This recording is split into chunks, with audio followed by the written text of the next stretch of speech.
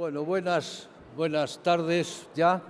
Buenos días, buenas tardes. Por favor, guarden silencio. Vamos a comenzar esta segunda sesión sobre monarquía parlamentaria, democracia, Estado de Derecho. La comenzamos solo 35 minutos de retraso. La comenzamos mal y va a continuar peor porque no tenemos moderadora. Desgraciadamente, la moderadora se ha puesto enferma esta noche. Le deseamos que se recupere pronto, Araceli Mangas. En todo caso, pues voy a moderar yo. Como yo me modero bastante mal, le he pedido a Charles Powell que sea él el que me controle el tiempo, de modo que, Charles, a los 15 minutos me das un aviso para que no me extienda en exceso, ¿no? Comenzaré con algún comentario personal.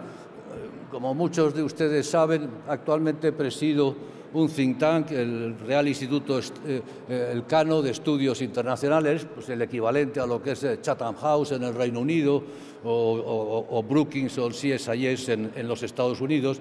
Y por mi trabajo me paso la vida analizando rankings de estados. Como sabéis, ahora se hacen rankings de estados de casi cualquier cosa, de la sanidad, del número de mujeres maltratadas, en fin, y por supuesto también de democracias, de estados de derecho, de calidad de la democracia, de rule of law, etcétera, ¿no? Y hace algunos años me encontré con algunos de estos rankings que me sorprendieron. Me sorprendieron porque iban en contra de los estereotipos y los prejuicios que todos tenemos acerca de lo que son las monarquías parlamentarias. Aquello me llevó a empezar a estudiar el tema y aquí estamos y les voy a hacer una pequeña presentación sobre ello. Yo creo que las monarquías, por el glamour que las acompaña, la vistosidad y la parafernalia, eso tapa e invisibiliza, como se dice ahora, la realidad que hay detrás de ello, ¿no? Y lo que hay que hacer es justamente saltar por encima de esos prejuicios y de esos estereotipos para ver en qué medida las monarquías, y eventualmente, por supuesto, las monarquías parlamentarias, que son de las que voy a hablar sobre todo, son compatibles o no con la democracia. Hay mucho debate sobre la incompatibilidad entre monarquía y democracia, o son o no elementos positivos a la hora de garantizar el rule of law en un país. Y este es el objetivo que me propongo con esta presentación. Le pido a los organizadores, por favor, que pongan la presentación. Voy a utilizar una presentación. Bien, este es el tema: monarquía parlamentaria, democracia y rule of law. Hablaré un poquito sobre monarquías y repúblicas. Hablaré también sobre algunos estereotipos que existen. ¿Se me escucha mejor? Sobre algunos estereotipos que existen.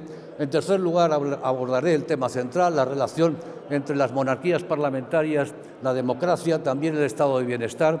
En cuarto lugar, datos muy recientes y muy positivos e interesantes sobre la relación entre monarquías y el rule of law y la justicia, el Estado de Derecho. Y finalmente me plantearé algunas cuestiones y sacaré algunas conclusiones finales. Como sabemos, en el mundo hay pocas monarquías y muchas repúblicas. Aquí lo vemos, están en rojo las pocas monarquías. Las monarquías que hay, por lo demás, muchas de ellas pertenecen a la Commonwealth. La jefa de Estado es la reina de Inglaterra, como saben, por lo tanto son monarquías ciertamente atípicas. La evolución a lo largo de los últimos siglos ha sido muy negativa, ha habido un crecimiento enorme de estados, la mayoría de ellos, como vemos, son repúblicas presidenciales, otros muchos son repúblicas parlamentarias, monarquías constitucionales hay muy pocas en el mundo y luego hay un número reduciéndose de monarquías absolutas, ¿no? Esto es la relación de monarquías constitucionales que existen en el mundo. No todas ellas son monarquías parlamentarias. Yo me voy a centrar, como es evidente, en las monarquías parlamentarias, cuya característica la definió Adolphe Thiers, el político francés, cuando decía que le roi n'administre pas, ne gouverne pas, il règne. El rey reina pero no gobierna, por lo tanto la soberanía al 100% recae en el Parlamento. Me voy a centrar en estas monarquías parlamentarias y, como veremos, hay muy pocas, hay alrededor de 11 en el mundo: Bélgica, Dinamarca, España, Japón, algunas muy pequeñas como Liechtenstein, Luxemburgo, Mónaco, Holanda, Noruega, Suecia, el Reino Unido, ¿no? No son muchas. Hablaba antes de estereotipos y prejuicios sobre las monarquías parlamentarias, algunos de ellos extraídos de trabajos académicos, de trabajos rigurosos, ¿no?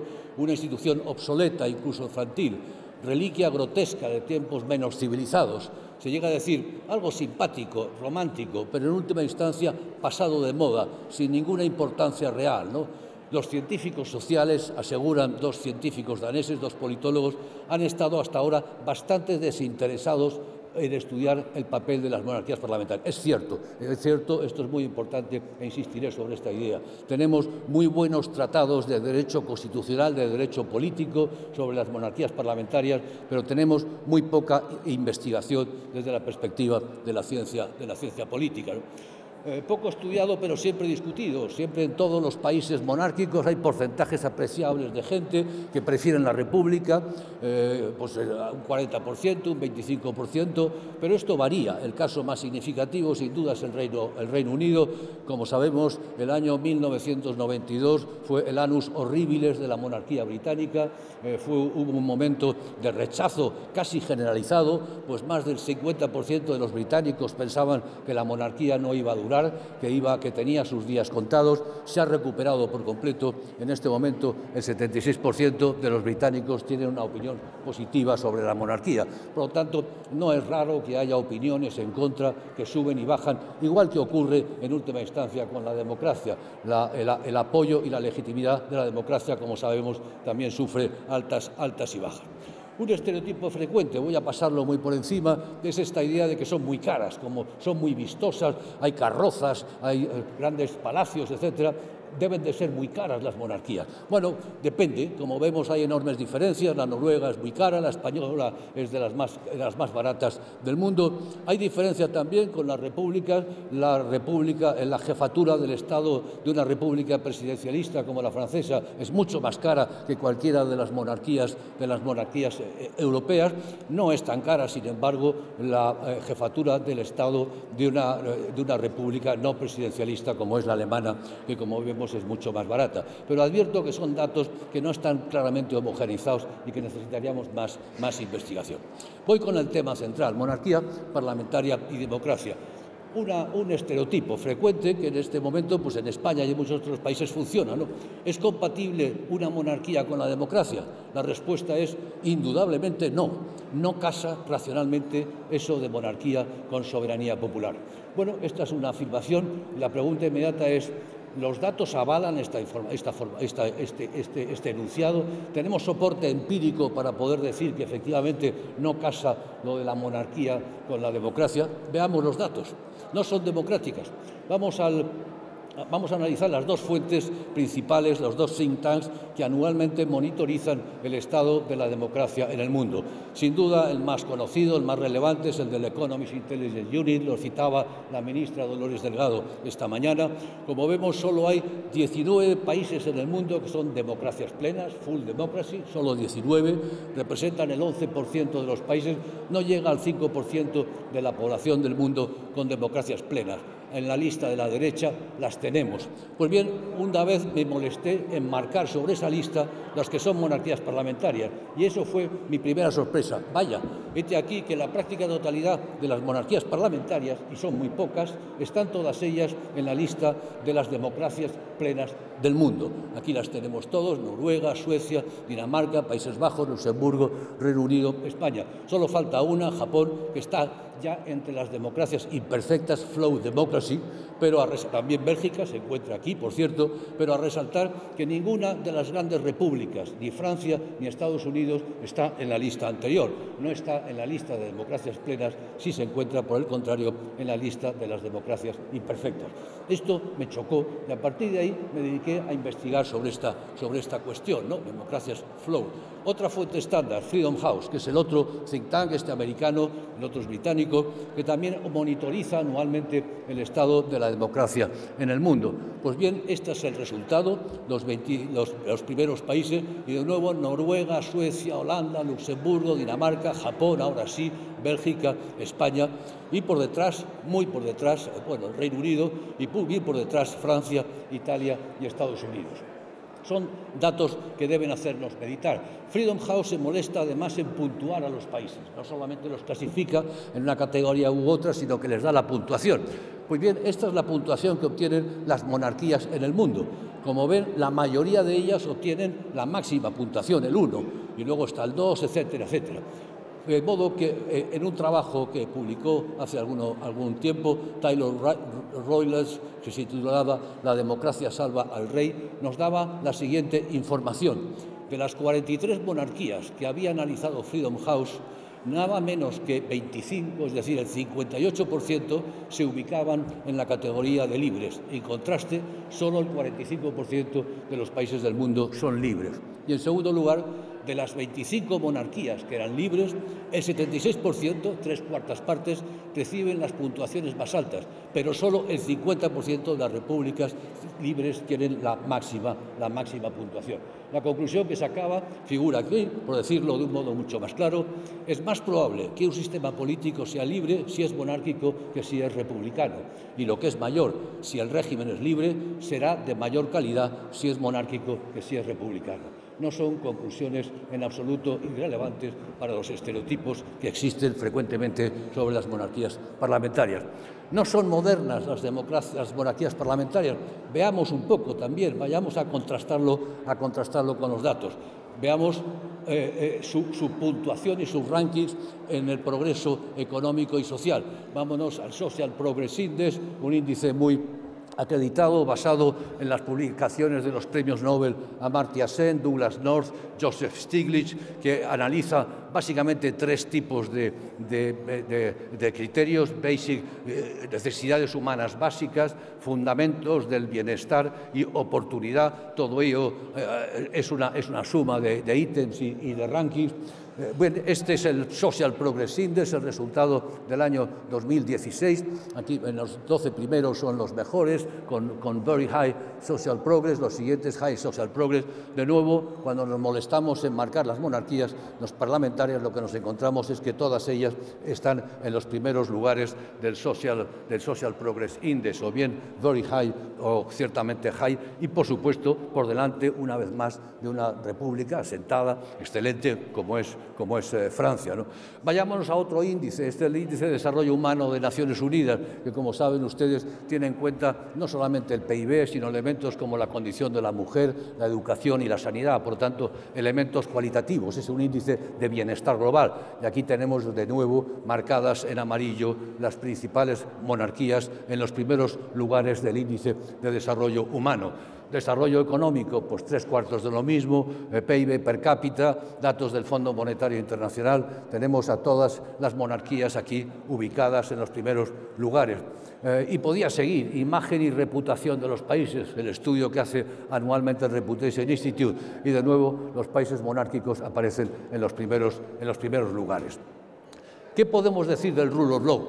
Es evidente, de lo que llevo dicho, que esta supuesta incompatibilidad entre la monarquía y democracia, los datos no lo avalan exactamente lo contrario. ¿Qué podemos decir de la relación con el rule of law, con el Estado de Derecho? Bien, Freedom of the World en el 2018 elabora a su vez un ranking del rule of law. Vemos de nuevo cómo todas las monarquías parlamentarias aparecen en los primeros lugares del rule of law, y de nuevo ni Francia ni Estados Unidos están en los primeros lugares. Pero vamos a una investigación más rigurosa. El Rule of Law Index, elaborado por el World Justice Project, es el séptimo report, el séptimo informe. Analiza 8 factores y luego los combina a partir de más de 120.000 entrevistas. Y lo que mide es la adhesión, countries' adherence to the rule of law, es decir, en qué medida el rule of law es efectivo en ese país. Pues bien, este es el ranking global del Rule of Law, el Rule of Law Index, la 7ª oleada, y de nuevo nos encontramos Dinamarca, Noruega, Suecia, Holanda, Alemania está muy alto, desde luego, Reino Unido, Japón, Bélgica, España, y entre medias Francia y Estados Unidos. Si vamos a ver quiénes mejoran y quiénes empeoran, nos encontramos que entre los países desarrollados con declining rule of law está Bélgica, Holanda y los Estados Unidos, con una situación estable, Alemania, Italia, Suecia y el Reino Unido, pero con una situación de mejora, Dinamarca, Japón, Noruega, España y también Francia, ¿no? Francia. Podemos ir a ver cada uno de los 8 indicadores en concreto. Constraints of government powers, aquí lo tenemos, voy a pasarlo rápido. Absence of corruption, de nuevo están todos allí. Open government.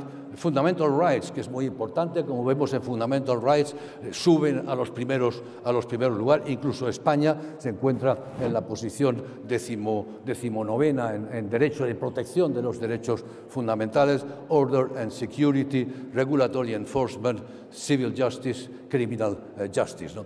Podemos ir a otras fuentes indirectas, algunas investigaciones que ciertamente sí han profundizado en este tema. Por ejemplo, recientemente el profesor Mauro Guillén, sociólogo como yo, de la Universidad de Pensilvania, ha publicado un interesante artículo analizando la protección de la propiedad privada en repúblicas y en monarquías. Y llega a la conclusión, sin duda alguna sorprendente, contraintuitivo, porque todo esto que estoy diciendo es muy contraintuitivo, de que relativamente a las repúblicas, las monarquías protegen los derechos de propiedad en mayor medida que las repúblicas, porque eliminan 3 problemas de protección de la propiedad privada: el conflicto interno, executive tenure y executive discretion. We find strong evidence that monarchies contribute to a greater protection of property rights and higher standards of living. Bueno, no es una investigación extraordinariamente rigurosa, cuantitativa y complicadísima. Les pongo aquí un pequeño gráfico arriba, pero les indico que es una investigación muy rigurosa. Tenemos otra sobre crecimiento económico. Hay bastantes sobre esto, ¿no? Y en qué medida el crecimiento económico es mayor en politeías con líderes hereditarios. Lo que aparentemente es un pasivo, que es la herencia de la jefatura del Estado, resulta que es muy positivo en términos de crecimiento económico. Nos centramos en el caso de las monarquías para encontrar que las monarquías aumentan el crecimiento económico. Ya lo decía también Mauro Guillén. Sobre transición política hay muchos trabajos sobre en qué medida las monarquías, los regímenes monárquicos facilitan los procesos de transición política, de transición a la democracia.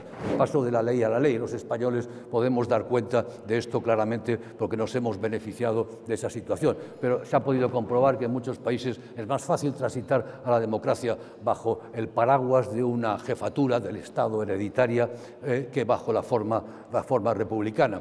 Incluso political accountability. Hay investigaciones que acreditan que solo en las monarquías constitucionales los adelantos electorales son el modo usual de terminación del gabinete. En las repúblicas es muy frecuente que se dé lugar a acuerdos entre partidos, que den lugar a cambios de gobierno sin que se haya pronunciado el electorado, sin que haya un proceso electoral.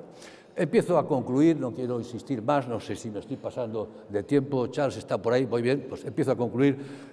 2 conclusiones primeras. Quien piense aún que monarquía y democracia son incompatibles, simplemente debería revisar su opinión. Algunas, sorprendentemente muchas, de hecho, de las mejores democracias del mundo son monarquías parlamentarias. Esto es un dato indiscutible que no se comenta, que no se analiza, que se menosprecia usualmente y que me parece de extrema importancia. Y quien siga pensando que la monarquía tiene poco que ver con la modernidad, es una antigualla de otros tiempos, haría bien también en revisar su opinión. No solo es compatible, es que muchas de esas monarquías están a la vanguardia de la modernidad y de la eficiencia económica y social. No necesito mencionarlas: Noruega, Suecia, Dinamarca, el Reino Unido y tantas otras.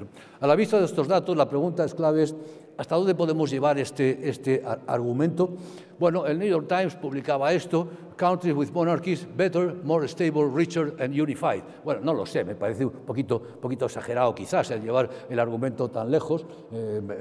No quisiera comprarlo en su totalidad, pero sí hay que preguntarse: ¿estamos ante mera casualidad o es causalidad?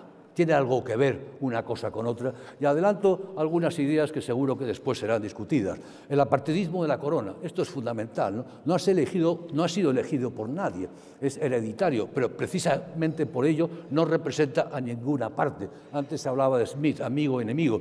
Para el rey, como decimos en España, del rey abajo ninguno, todos iguales. No hay enemigos, no hay partidismos, no hay grupos enfrentados. Fortalece la unidad del país, sin duda, representa a todo el país y no no solo a una parte como suele ser usual en las presidencias republicanas.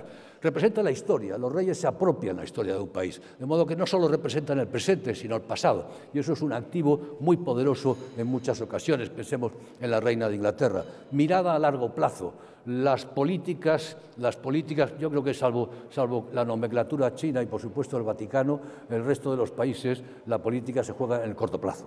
En el corto plazo, y las democracias mucho más, ¿no? En periodos de 4 o de 8 años. Los reyes miran a largo plazo, sus intereses son siempre de largo plazo, ¿no? Es la única institución claramente interesada en el largo plazo. Podríamos añadir temas, marca país, en qué medida la imagen potente de la corona actúa como un elemento de marca del país, de branding del país, o como embajadores del país. Luego hablaremos probablemente también sobre esto. Y finalmente, y con esto sí que concluyo, que es mi conclusión. Mi conclusión es: los estudiosos de la democratización harían bien en pensar más sobre la monarquía. En concreto, se debería prestar más atención al papel que las monarquías han jugado en la evolución de la democracia. No lo han hecho. Esto lo escribió Juan Liz en uno de sus últimos trabajos, el gran politólogo español, y creo que sigue teniendo plena relevancia, ¿no? La conexión entre monarquías parlamentarias y democracias está distorsionada por una serie enorme de prejuicios que los datos, como vemos, no avalan en absoluto. Pues bien, vamos a hablar sobre todo esto. Tenemos la fortuna de contar con 6 expertos, los presento rápidamente. Goran Rollner, profesor de Derecho Constitucional de la Universidad de Valencia y coordinador del libro Las monarquías europeas en el siglo XXI.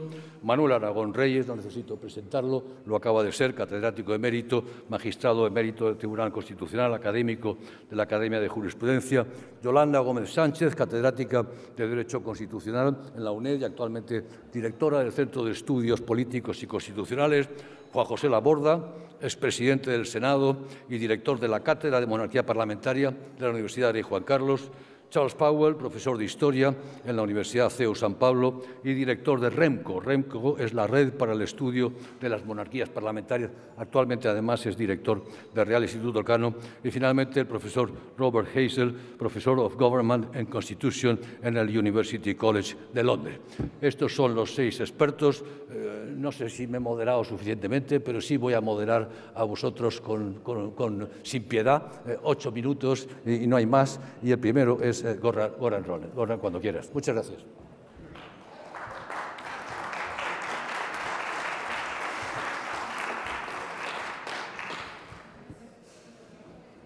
Bueno, buenos días a todos. Quiero empezar agradeciendo a la Asociación Mundial de Juristas su invitación para participar en la mesa y felicitándola por la organización del Congreso.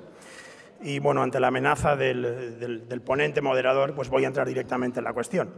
En todo sistema parlamentario, la función de la jefatura del Estado es representar la unidad de la comunidad política organizada en forma estatal.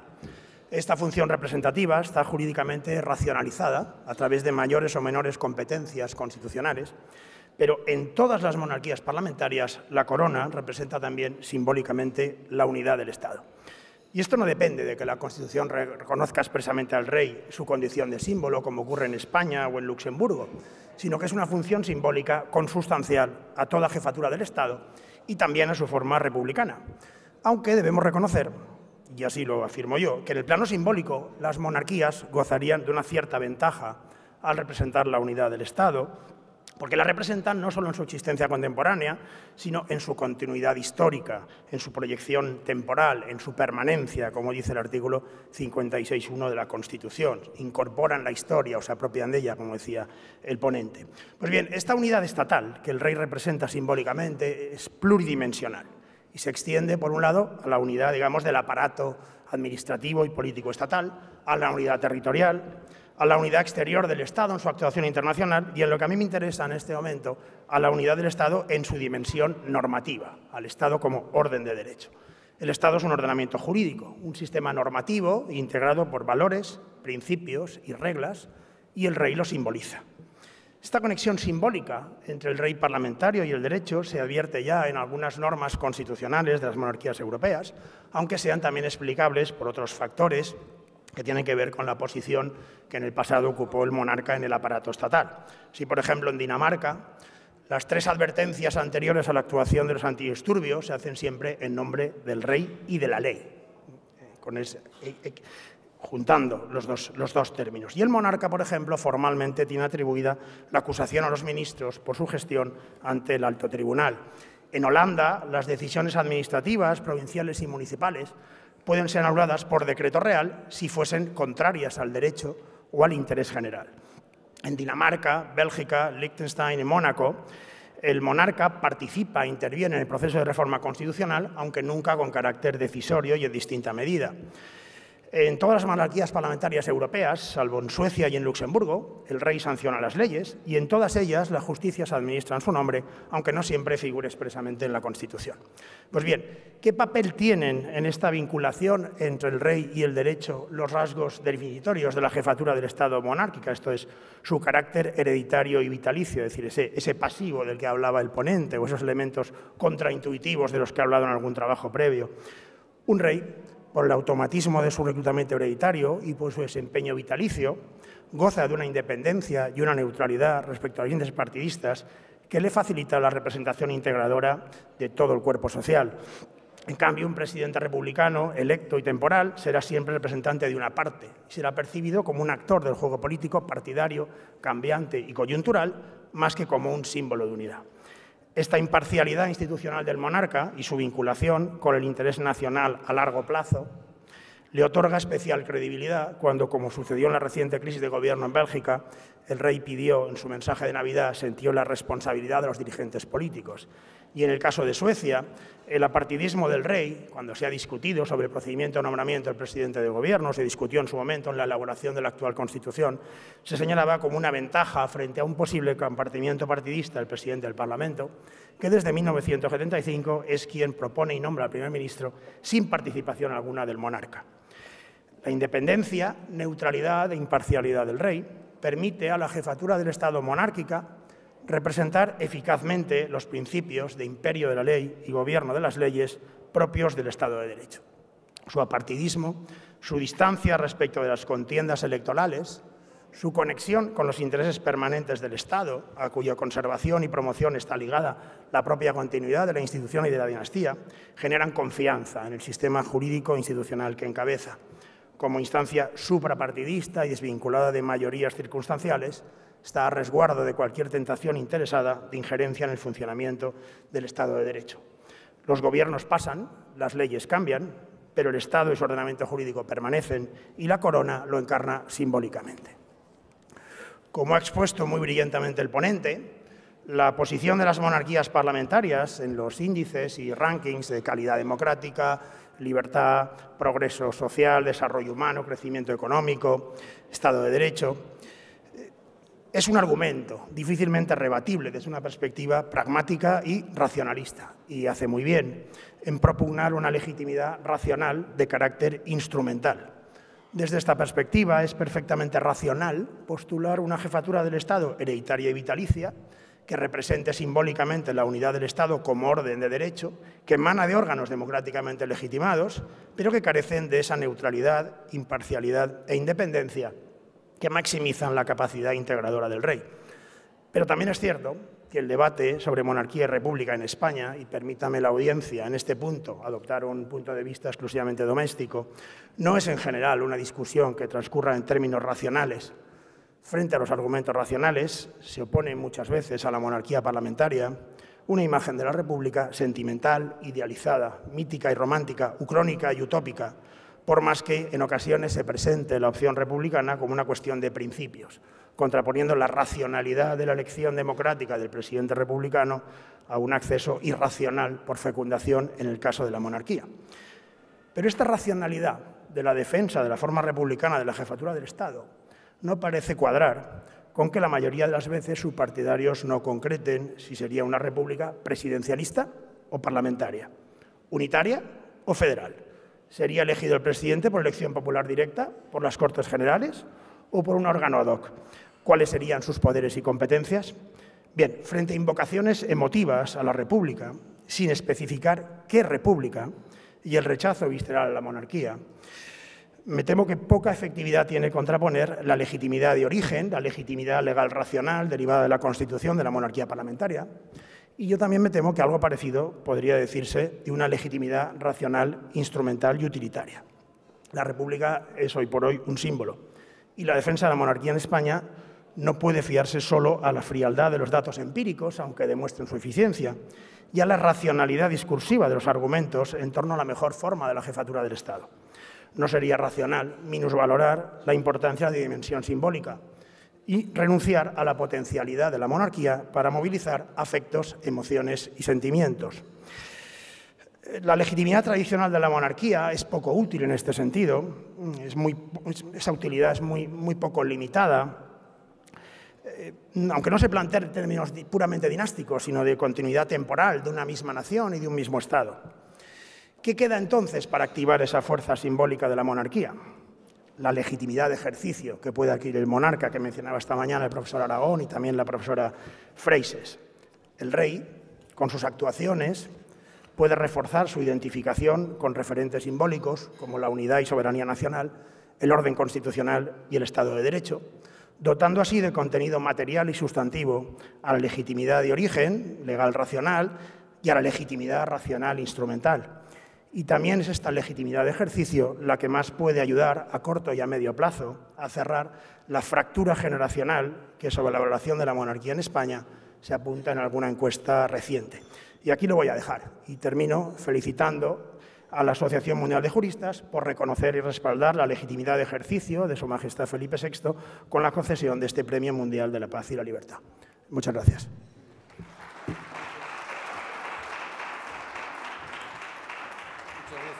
Muchas gracias, Goran. Gracias también por ajustarte milimétricamente al tiempo. Tiene la palabra Manolo Aragón. Manolo.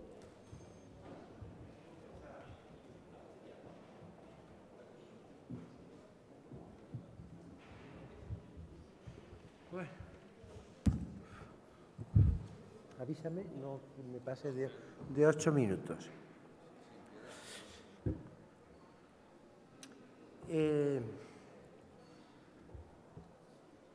En la intervención del ponente,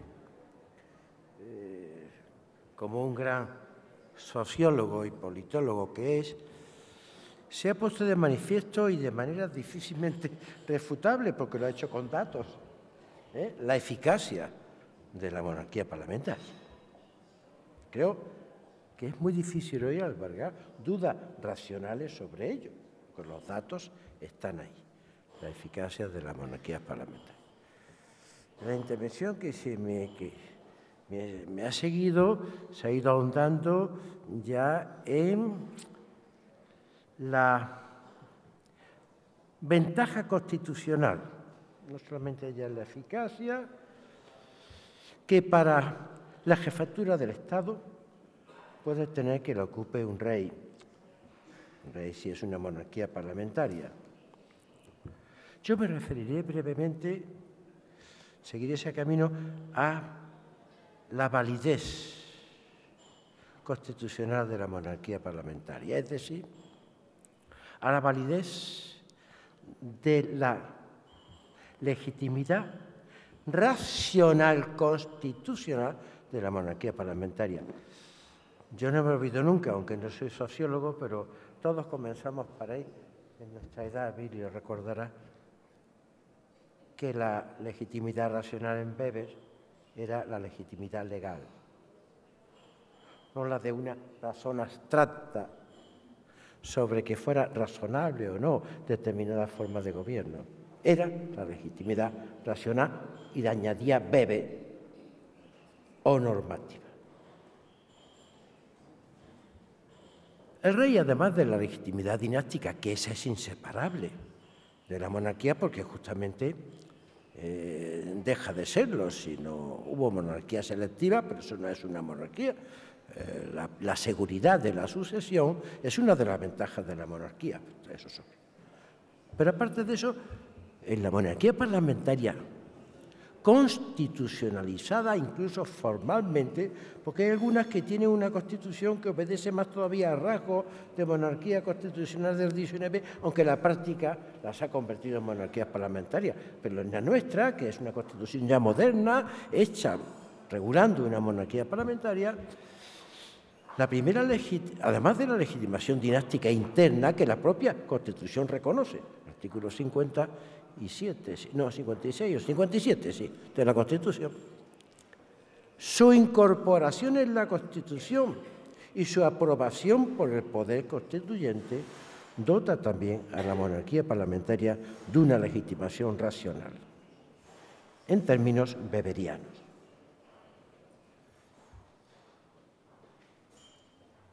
Y también la dota de una legitimación racional, como dije, desde el punto de vista de una constitución democrática, que es la única constitución auténtica.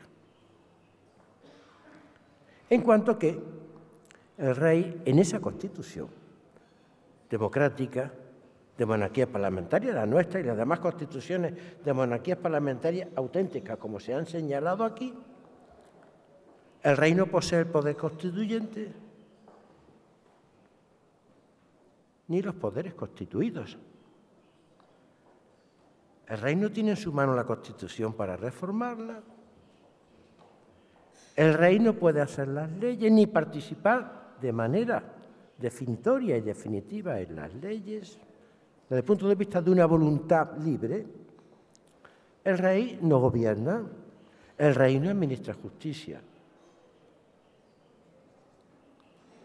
Por eso la monarquía parlamentaria es racionalmente compatible con la democracia.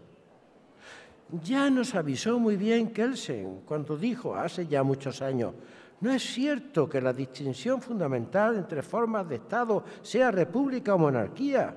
La verdadera distinción con efectos jurídicos reales, concretos y definitivos es entre dictadura y democracia. Claro.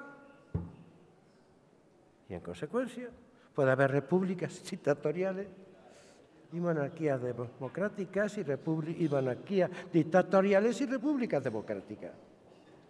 ¿Y por qué? La monarquía parlamentaria es la gran fórmula constitucional, se fue creando poco a poco, de evitar la contradicción entre monarquía y democracia. Posiblemente pues, el rey no tiene poderes propios. Eso no quiere decir que no tenga facultades y competencias.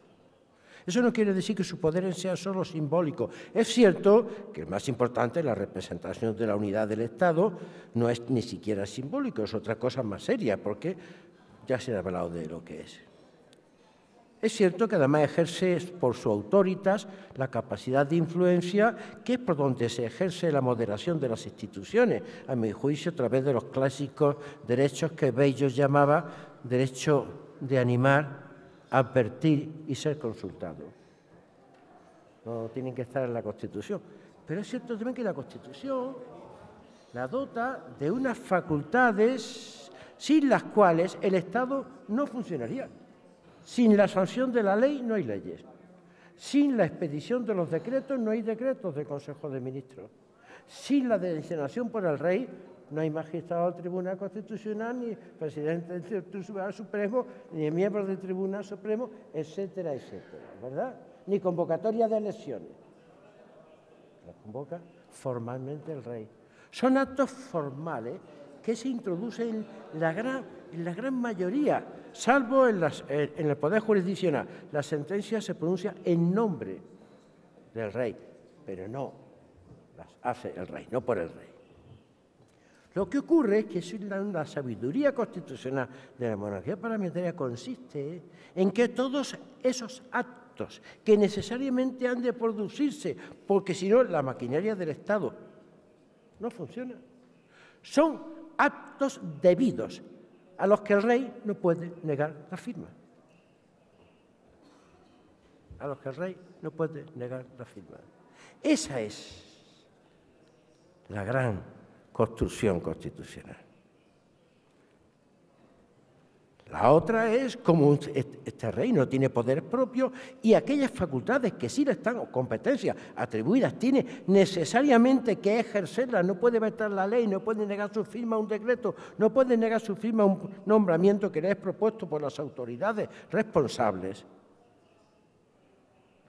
Precisamente por eso, el principio democrático de que quien ejerce poder ha de adquirir responsabilidad, aquí desaparece. No se ejerce poder, luego el rey es irresponsable. Pero por si hay algún acto en los que el rey participa necesariamente, sin libertad para decir que no, de ese acto se produjera alguna responsabilidad de cualquier tipo, para eso está la figura del refrendo. El rey no responde, son responsables los que refrendan todos sus actos públicos. Y ya termino. Esa es la validez constitucional democrática de la monarquía parlamentaria, que yo cada vez me inclino más a no decir que es una legitimidad tradicional. No, no, no. Es una legitimidad, como decía Weber, racional, normativa. Y nada más.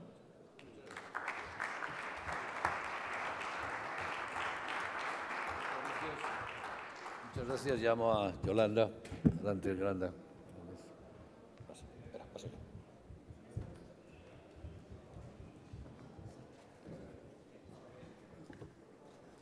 Buenos días a todos. En primer lugar, mi agradecimiento más sincero por la invitación que se me cursó para estar esta mañana aquí, especialmente al profesor Manuel Aragón, con el que hablé para compartir esta mesa y, por supuesto, es un placer compartirla con colegas y respetados y queridos como hacemos esta mañana. En primer lugar, para fijar solo mi posición, porque yo voy a hablar de la sucesión y concretamente voy a lamentar profundamente la redacción constitucional que tenemos en el artículo 57.1 de nuestra Constitución. Digo que para fijar la posición solo diré en apenas unos segundos que me adhiero a lo que ya se ha dicho en las intervenciones anteriores, en el sentido de que yo también estoy convencida de la compatibilidad de la monarquía parlamentaria con el sistema democrático. Esto es esencial y que la polémica que a veces se suscita, a mi juicio, de manera muy artificial entre democracia y monarquía no es, como ya también se ha señalado, no es correcta, porque realmente no son términos ni siquiera jurídicos viables. En la monarquía parlamentaria, en la Constitución española y en otros países, como ya también se ha suscitado, es un órgano constitucional de funciones tasadas, sometido además a la institución del refrendo, que es lo que permite articularla, y en España, además, como tal órgano constitucional, como poder, se encuentra sometido al resto, a la Constitución y al resto del ordenamiento jurídico, como todos ustedes saben, por vía del artículo 9.1 de la Constitución española. Centrándonos más en lo que es el objeto de esta brevísima intervención esta mañana, diré que el carácter quizá hereditario de la monarquía se ha esgrimido siempre como el factor incompatible per se entre la institución y un sistema democrático. Yo ya les he adelantado que niego tal premisa y también ya se ha dicho aquí cómo son monarquías parlamentarias, monarquías democráticas, las que articulan las jefaturas del Estado en países que ocupan los primeros rankings de criterios que en democracia son vitales, ¿no?, como el del Estado de Derecho, los derechos fundamentales, el buen gobierno, la transparencia, etcétera, ¿no?, la responsabilidad incluso de los poderes públicos. Es incontestable, sin embargo, que el acceso a la jefatura del Estado monárquica se produce de forma ordinaria dentro de un grupo que está ligado por lazos de parentesco, ¿no? Y esta es una singularidad de la monarquía.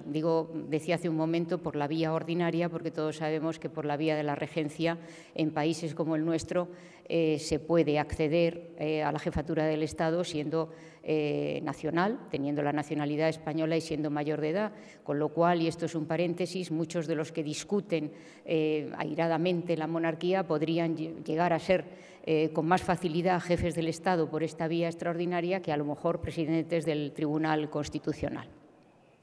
Nos encontramos, en todo caso, ante una institución de hondas raíces históricas que lo que ha hecho ha sido adaptarse a las coordenadas democráticas en algunos países, entre ellos España.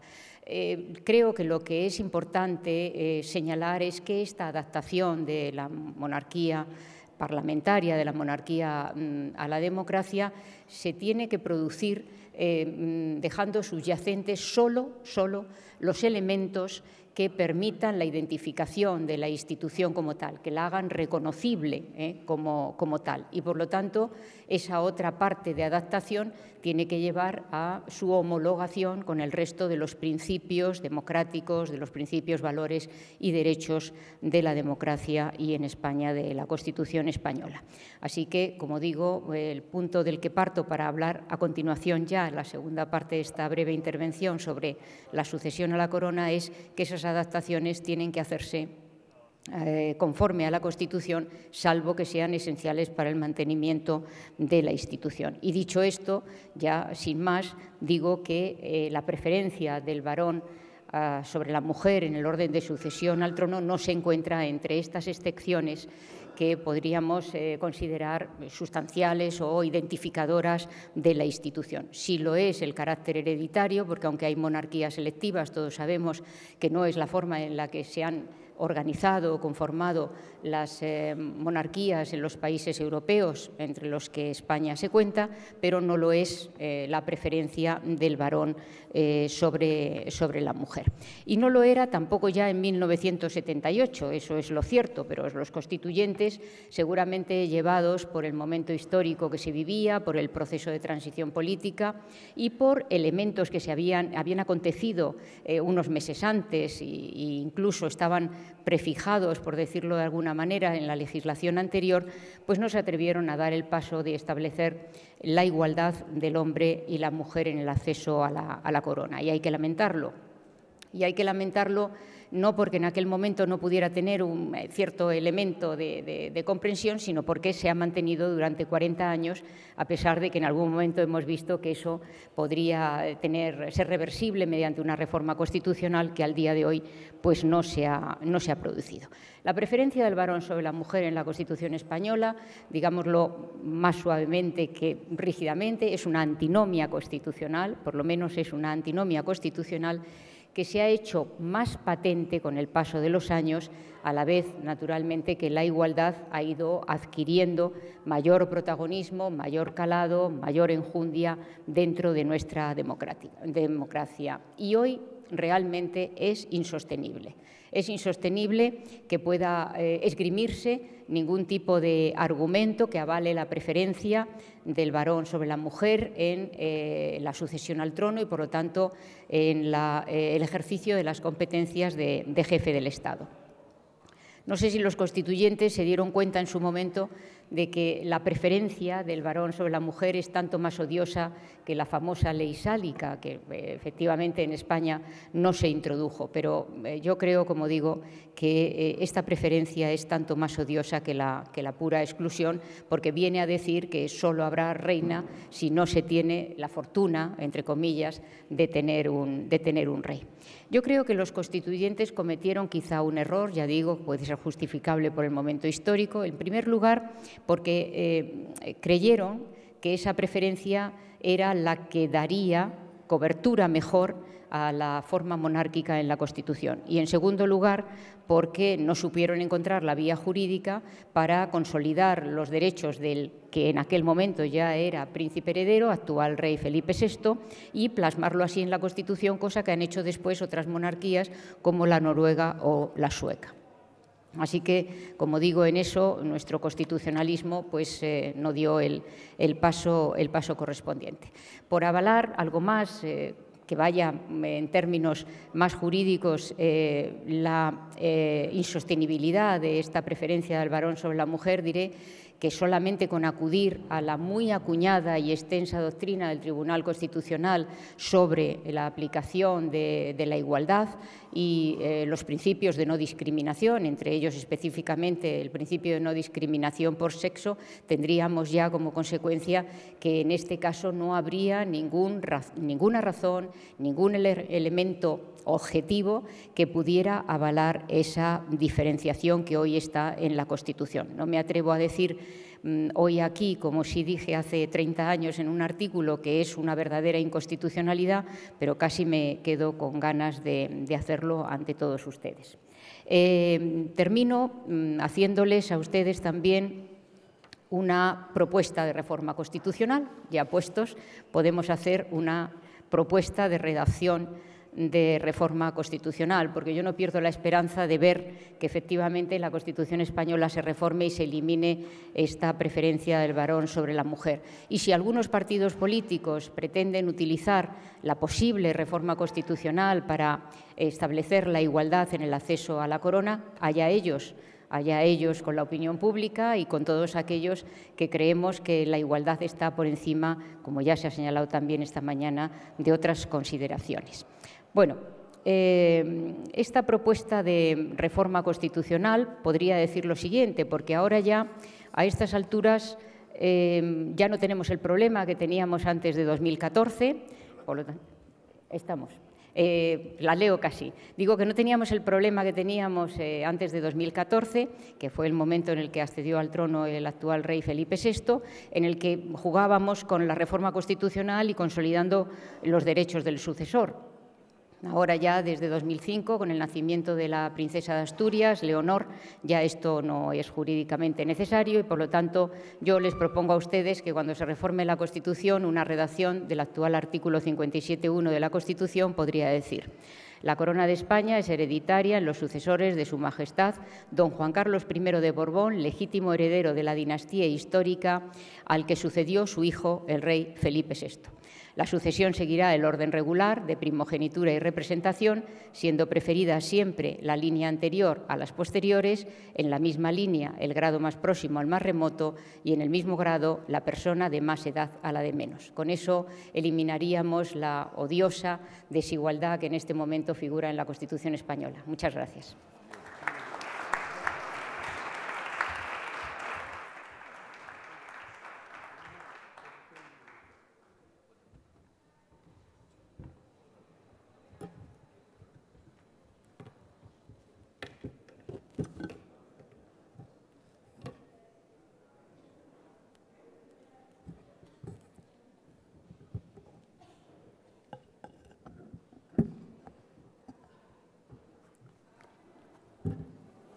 Buenas tardes.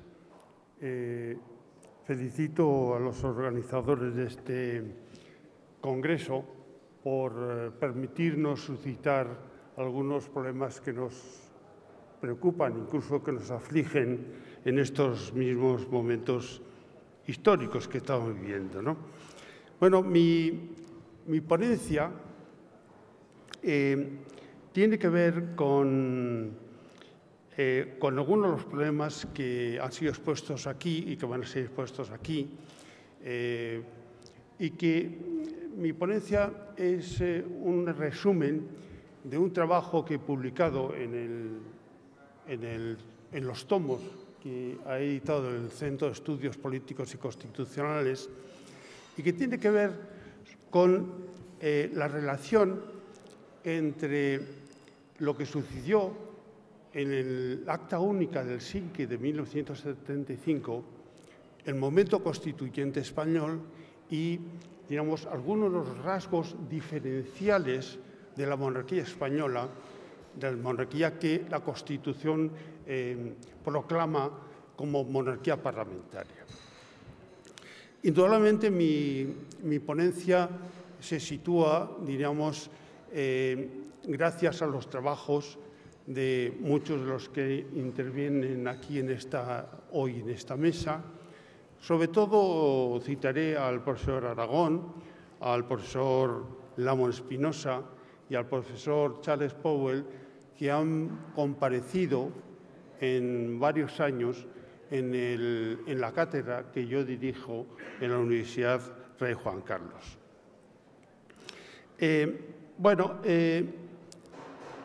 Por decirlo rápidamente, de las 3 democratizaciones europeas de aquella oleada, la de Portugal, el 25 de abril del 74, la de Grecia, del 20 de julio de 1974, España, que por fijar una fecha, podemos fijar la fecha del 15 de junio de 1977, solo en España se produce una restauración de la monarquía en términos democráticos. La monarquía parlamentaria como forma política del Estado, que está definido así en el artículo 1.3 de la Constitución, se ratifica, como es bien sabido, en el referéndum del 6 de diciembre de 1978 y la Constitución española fue aprobada definitivamente el 27 de diciembre de 1978. Esto de fijarme en las fechas tiene que ver con mi oficio y el enfoque de esta ponencia de historiador, porque desde los patriarcas de la Escuela Francesa de Historiadores, Marc Bloch o Jean Febvre, resumieron el oficio de historiador en saber fechar y en saber situar. Pues bien, fechando y situando. El Acta Única de Helsinki es de 1 de agosto de 1975, es decir, después de las democratizaciones de Portugal y de Grecia. El Acta Única influirá el clima ideológico europeo dentro del cual se producirá la democratización española, que jurídicamente se definirá el 15 de junio de 1977 y el 6 de diciembre de 1978, es decir, el periodo constituyente. Por lo tanto, la monarquía parlamentaria española es causa y efecto de la Constitución de 1978. Y aquí es donde podemos encontrar la conexión, o yo sugiero la conexión, con el Acta Única de Helsinki. Es sabido que tras 2 años de negociaciones, la Conferencia de Seguridad y Cooperación en Europa, coloquialmente conocida como CESCE, alcanzó unos acuerdos que quedaron plasmados en un documento conocido como el Acta Final de Helsinki de 1 de agosto de 1975. La CESCE y el Acta Única tienen una gran importancia porque se convertirá en la conferencia de paz de la Guerra Fría. Y el Acta Final de Helsinki contendrá los elementos de lo que podemos calificar como el surgimiento del paradigma o de la ideología de los derechos humanos. El Acta Final de Helsinki establece un método caracterizado por la búsqueda de acuerdos con un objetivo, la búsqueda de consensos para resolver los grandes problemas estatales e internacionales, y eso dentro de un contexto nuevo que es que con el Acta Única se extiende el acta de nacimiento de una nueva globalización, cuyo elemento, y aparece en los documentos de la propia conferencia, cuyos elementos definitorios serán el desarrollo de la ciencia y las técnicas electrónicas de comunicación.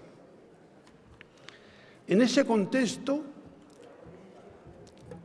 es el que comienza la transición española.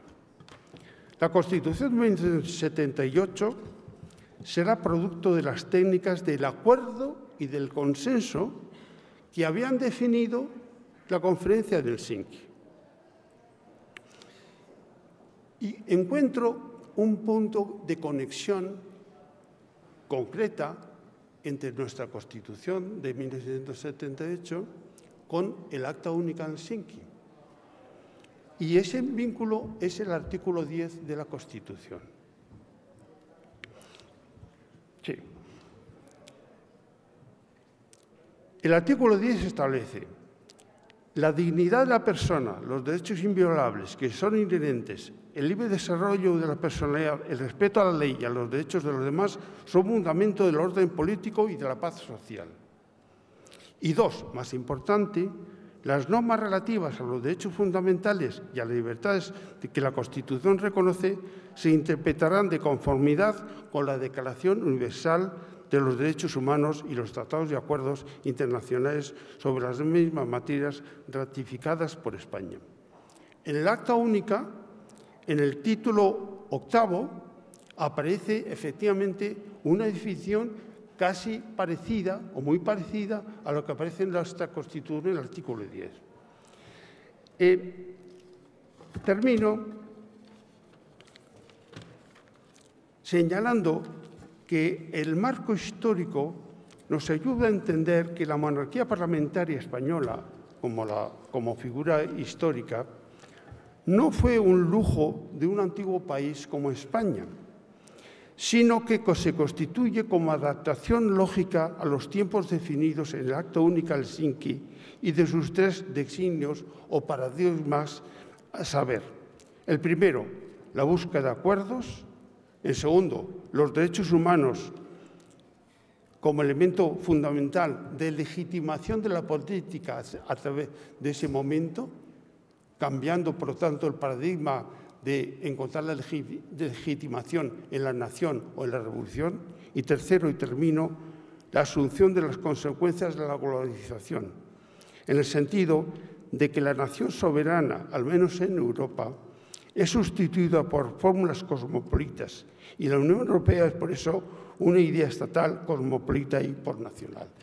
Yo creo, y podría continuar de tener más tiempo, entender que la monarquía parlamentaria española encaja perfectamente en este paradigma. Muchas gracias.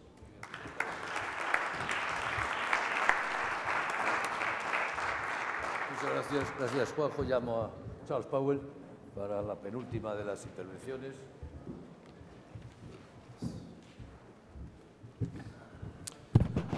Buenas tardes.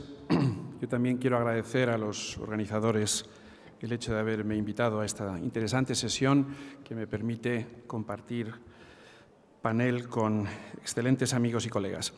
Yo les quiero hablar sobre una faceta muy concreta de la corona y de la monarquía, como es la referida a su papel en la acción exterior del Estado.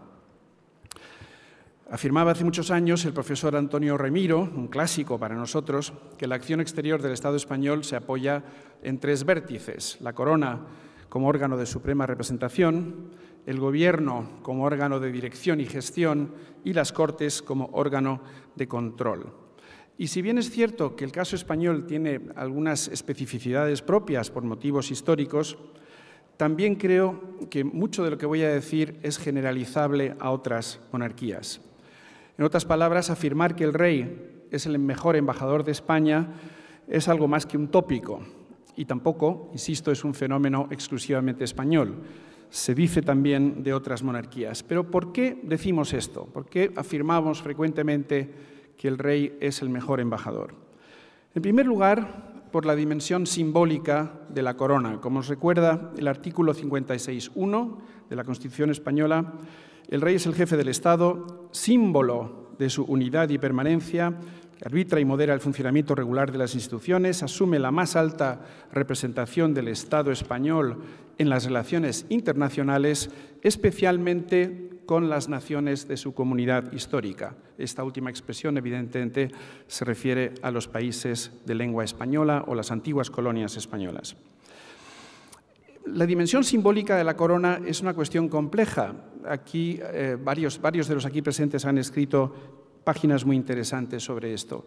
A mí me gusta recordar siempre la definición que nos dejó en uno de sus textos Miguel Herrero de Miñón, cuando explica que un símbolo es, cito, ese elemento de la realidad en el que, mediante imágenes, se expresan no solo sentimientos, sino conocimientos, y en virtud del cual se tiene acceso a un orden distinto, difícil cuando no imposible de alcanzar por otras vías. Esto quizás puede parecer excesivamente mágico, telúrico, pero creo que es una definición muy bonita. Lo que quiero subrayar es que la corona encarna las señas de identidad de una comunidad, puede encarnar la historia de una colectividad humana concreta. En última instancia, por lo tanto, el rey puede encarnar a la nación y a la historia de esa nación. Y esto otorga al monarca una notable capacidad para representar, es decir, para hacer presente más allá a una sociedad entera ante terceros. Aunque quiero subrayar una cuestión previa, obvia pero importante, y es que solo pensaremos que se nos representa bien en el exterior si nos identificamos en casa con quien quiere representarnos. Y esta capacidad de representación tiene una dimensión espacial y otra temporal. ¿Qué quiero decir con esto? En lo que se refiere a la dimensión espacial, la existencia de la corona facilita enormemente la tarea de hacer presente a España allí donde está el monarca. En el extranjero se identifica de inmediato al jefe del Estado con el país al que representa. En el Instituto del Cano, por ejemplo, hemos realizado encuestas que revelan que el rey Felipe VI ya es conocido por más del 85% de la población en Alemania, Francia, Portugal, Colombia y Perú. Y esto en parte es por un motivo muy obvio. Los monarcas son mucho más reconocibles en el exterior que los jefes de Estado no hereditarios. Tantas veces nos preguntamos, sin ánimo de ofensa, por supuesto, ¿quién diablos sabe cómo se llama el presidente de Alemania? Los eruditos saben que es Frank-Walter Steinmeier, pero no es un personaje muy conocido.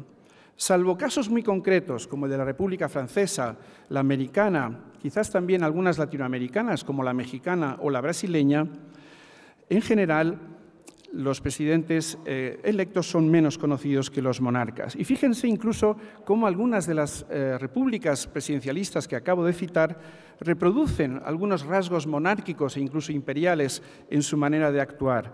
No hay nada más parecido a una coronación, por ejemplo, que la toma de posesión de un presidente americano, francés o incluso mexicano. Y es curiosa incluso una cuestión que casi nunca se comenta, que es la institucionalización de la figura de la primera dama en algunos de estos países, que en realidad no es sino la imitación de la consorte en una monarquía parlamentaria. También tiene, como digo, una dimensión temporal que puede otorgar una gran carga histórica a la actuación del monarca. La corona puede ser un excepcional instrumento de reconciliación, por ejemplo. Un monarca puede pedir perdón en nombre de todo un país, de toda una sociedad, porque, como he dicho antes, representa la historia de una comunidad humana concreta. Y en el caso de don Juan Carlos hay 2 o 3 ejemplos paradigmáticos. Por ejemplo, al restablecer relaciones diplomáticas con México en 1977 o al establecer relaciones diplomáticas por primera vez con Israel en 1986. Dos estados que, como ustedes saben, nunca reconocieron al régimen de Franco por motivos políticos. Pero esto supuso mucho más que un mero reconocimiento diplomático entre estados. Supuso una reconciliación entre sociedades, entre diásporas o con diásporas, la diáspora republicana española por un lado y la diáspora sefardita por otro. Y todo esto es en parte también posible debido a la continuidad en el cargo que tiene un monarca hereditario, lo cual le otorga un notable conocimiento del mundo exterior y de sus actores. Fíjense, un poquito de agua.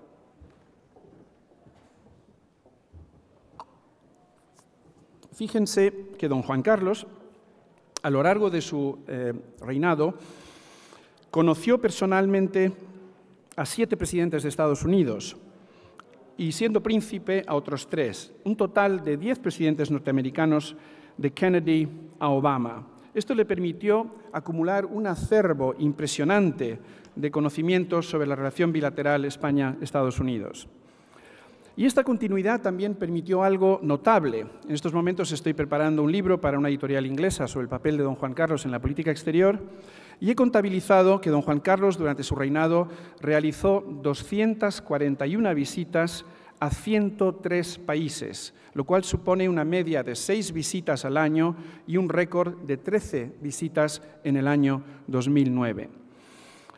Esto, por supuesto, obedecía a un motivo específico, como fue la necesidad de normalizar las relaciones diplomáticas de España con muchos países. Otro dato que no se suele recordar: en el año 75 España tenía relaciones diplomáticas con 122 estados. En el año 1989 ya tenía relaciones con 158 estados. Y fíjense además que a partir de la muerte de Franco, España se incorporó a 35 nuevas organizaciones internacionales y regionales. Por lo tanto, esta actividad diplomática del monarca reflejaba básicamente este proceso de normalización. Y esta continuidad también aporta beneficios hacia adentro, es decir, en relación con los líderes políticos nacionales. Fíjense que la reina Isabel de Inglaterra, por ejemplo, ha conocido a 12 primeros ministros, desde Churchill a Cameron, de lo sublime a lo ridículo, podríamos decir.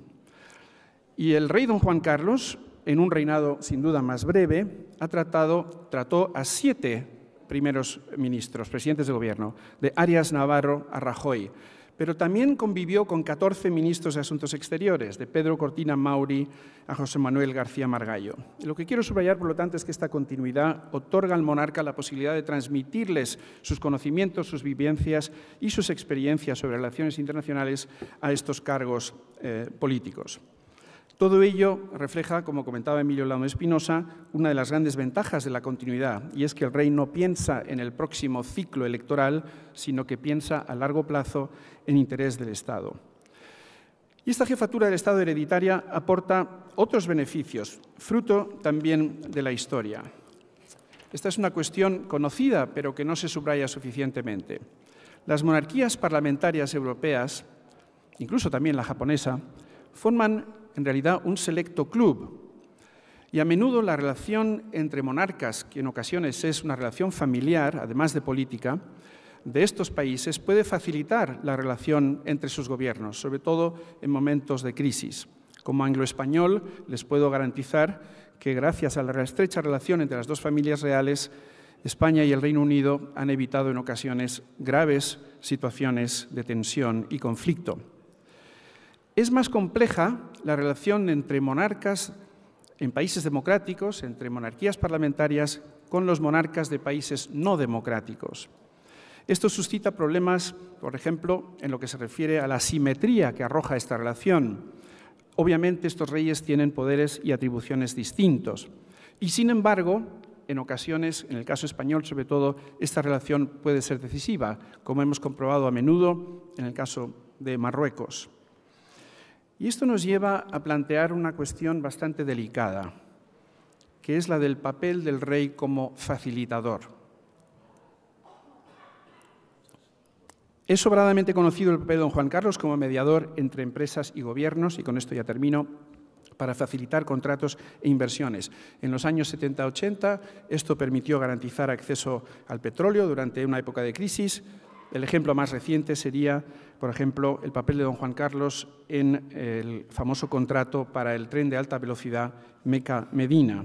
Sin embargo, esto plantea problemas de transparencia y rendición de cuentas que quizás son susceptibles todavía de mejora. Y quiero terminar planteando una última cuestión, que se refiere al papel del rey a medida que vaya avanzando el proceso de integración europea. Algunos autores sostienen que la creación de una Unión Europea cada vez más integrada puede vaciar de contenido a las jefaturas de Estado. Yo sostendría lo contrario, sostendría que, al igual que argumentó hace muchos años Lipset en relación con los procesos de modernización, la existencia de la corona también podría facilitar el proceso de asimilación de una mayor integración europea. Nada más, muchísimas gracias. Muchas gracias, Charles.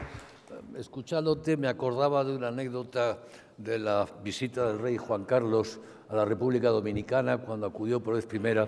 El presidente de la República Dominicana le dijo: señor, hacía 500 años que esperábamos la visita del rey de España, que es una anécdota muy significativa y muy reveladora de ese papel de asunción de la historia y de representación de la historia.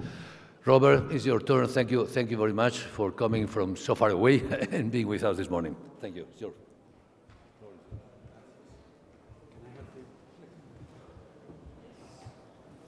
Por favor, si ponen la presentación del profesor Robert Hazel, ya está.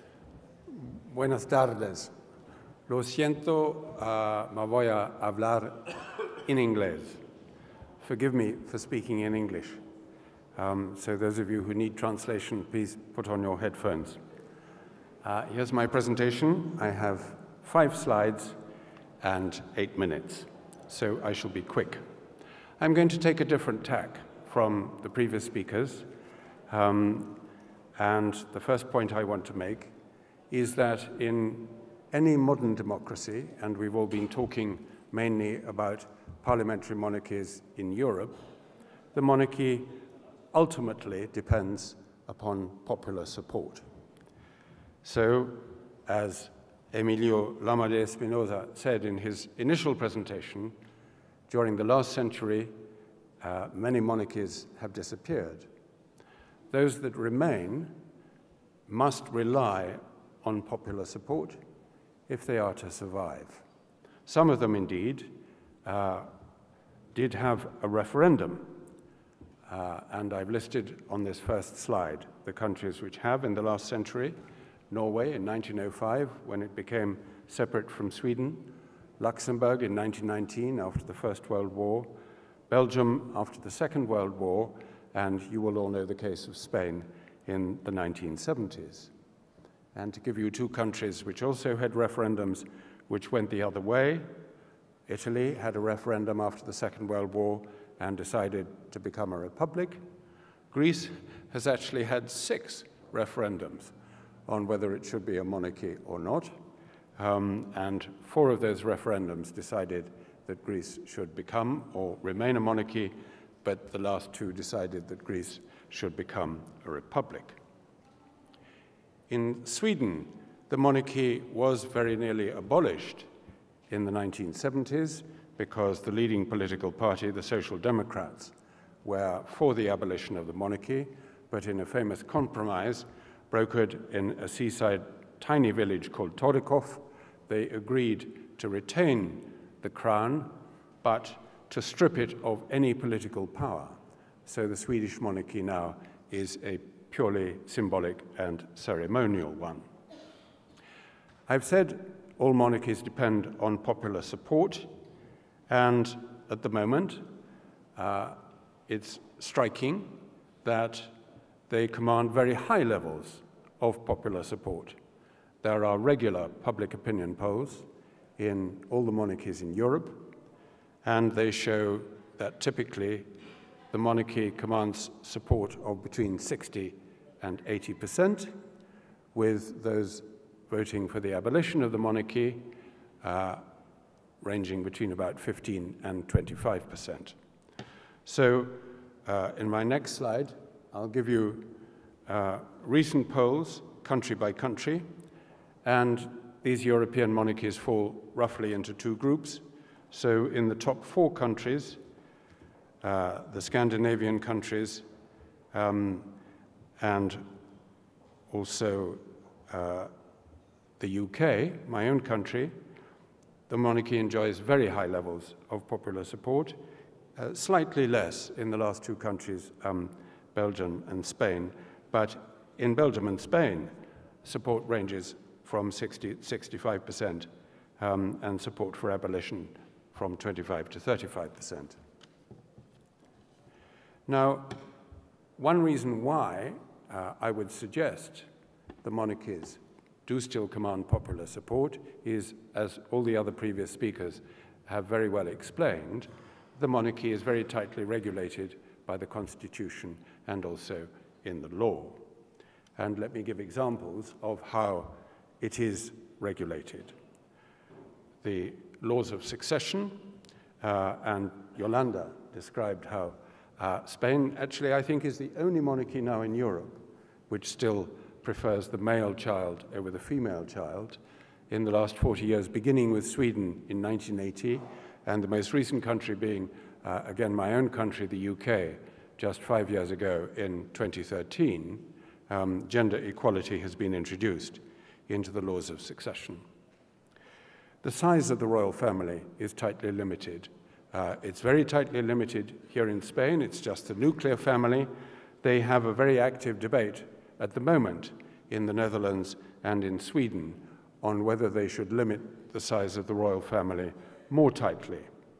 Similarly, the funding and budget of the royal family is controlled, and again, there is a debate, I understand, here in Spain, and there's also a very live debate currently in the Netherlands about what size budget the royal family should receive in return for them performing their public duties.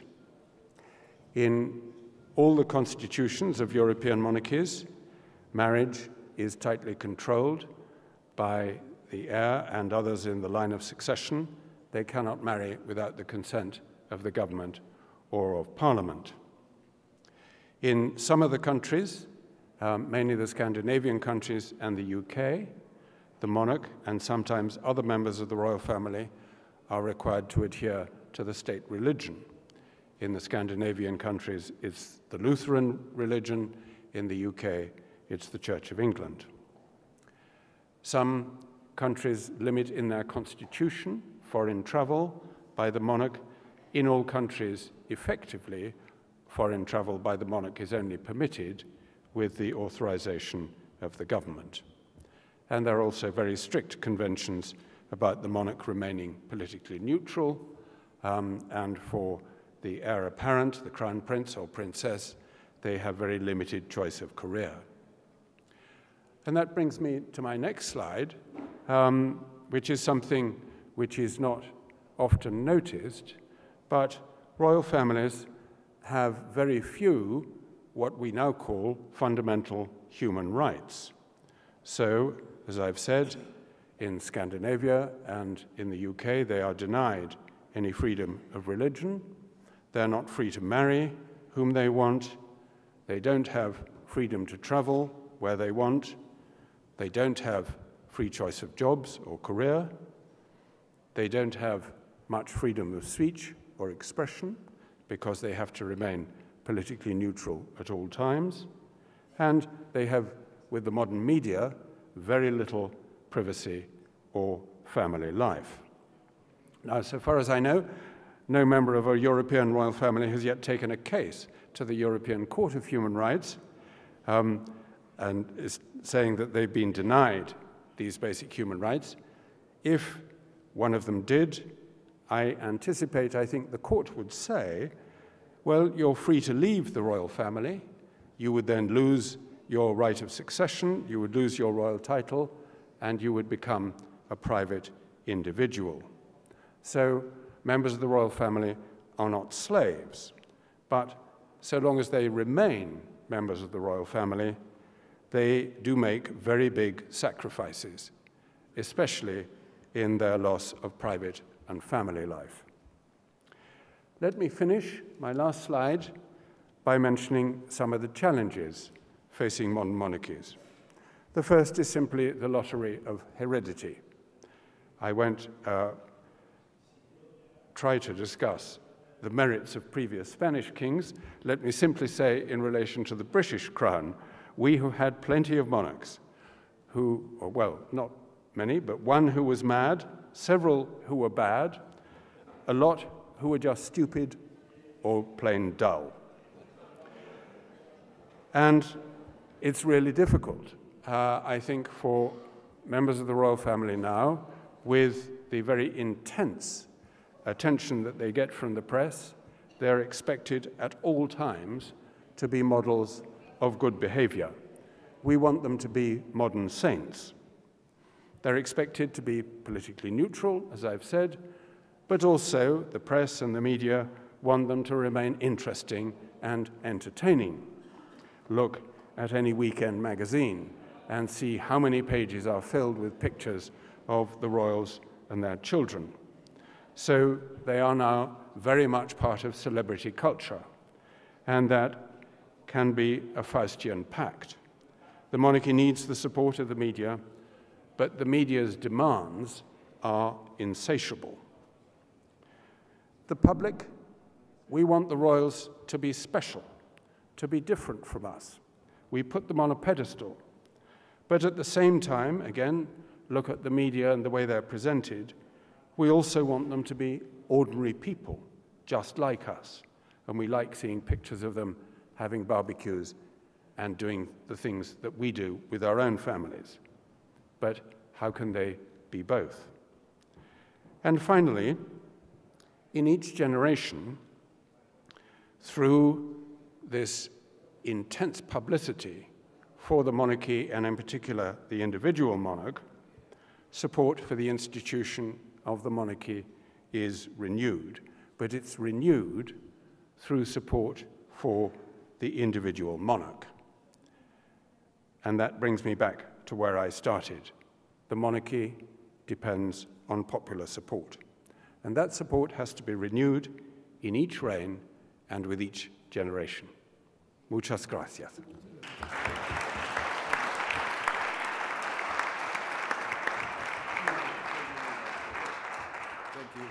Thank you very much for these extremely interesting challenges facing modern monarchies. Hemos ido a matacaballo, pero tenemos 15 minutos para el coloquio. Deberíamos de tener media hora, pero solo 15 minutos, de modo que quien quiera utilizar la palabra, hacer alguna pregunta, algún comentario, pues por favor que levante la mano. Hay allí ¿alguien tiene un micrófono? Aquí está. A la derecha.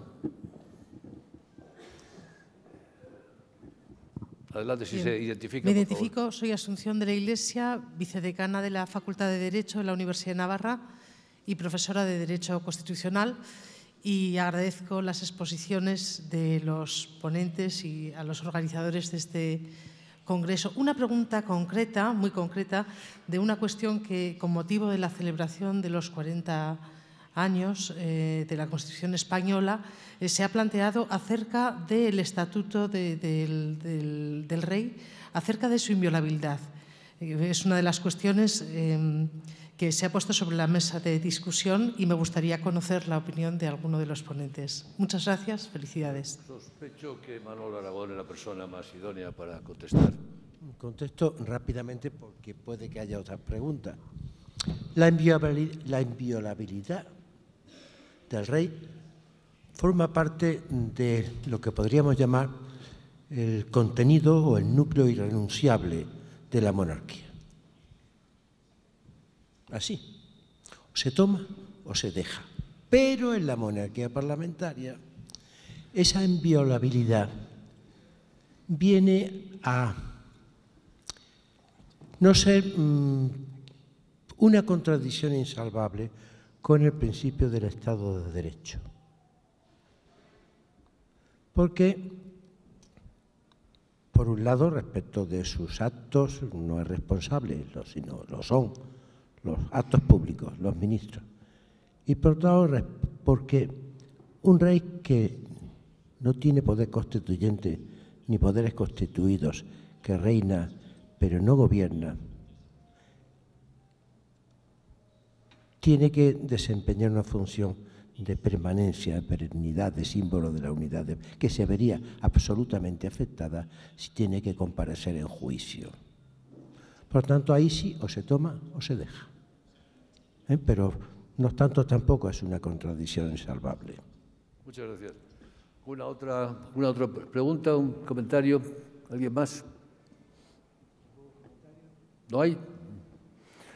Pues si no hay, levantamos la sesión. Quería, simplemente como comentario final mío, yo espero haberles creado cierta confusión.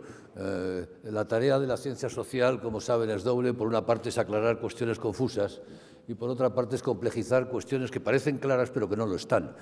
Yo creo que el tema de la monarquía y de la monarquía parlamentaria pertenece a este segundo tipo de cuestiones, parecen muy claras, muy evidentes, sin embargo cuando lo analizas no lo están, y mi intención era crearles esa confusión y espero cierto interés en el estudio y en la investigación de una institución de extraordinaria importancia y usualmente mal valorada y mal conocida. Muchas gracias por su presencia, gracias a los ponentes, gracias también a las relatoras. Un fuerte abrazo para todos ellos. Un abrazo. Un aplauso.